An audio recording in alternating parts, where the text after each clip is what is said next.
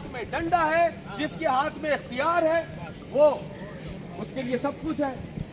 मैं बार बार कहता हूँ, आइंदा भी कहूंगा, पाकिस्तान में कानून का जितना मजाक बनाया जाता है दुनिया में कहीं नहीं बनाया जाता। याद रखिएगा,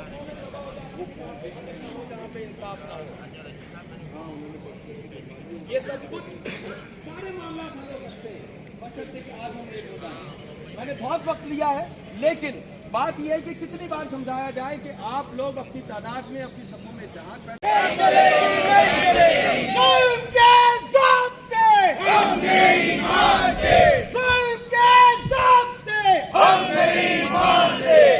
सितम का अकल के अंधों ने दामन थाम रखा है, इज़हारे हकीकत का बगावत नाम रखा है।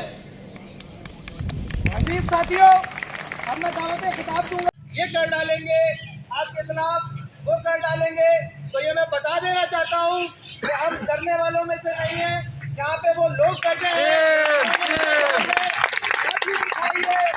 गोली भी खाई है, FIRs भी देखी है, गिरफ्तारियां भी देखी है, तो हम करने वालों में से नहीं है। उठाए लाख दीवारें, तुलुए स्टार तो होगी, ये शब्द पास पा हमें न कब तक रास्ता देंगे। हमें तो शौक है पहले जुनू के साथ चलने का, नहीं परवाह हमें ये अहले दानिश क्या सजा देंगे।